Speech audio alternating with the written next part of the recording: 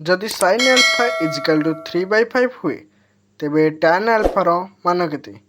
Option A 4/5, option B 3/4, option C 4/3, option D 1। जदि tan theta equal to 1 हुए तेबे cot थीटार मान केते? Option A 2, option B 1, option C 0, option D 1/2।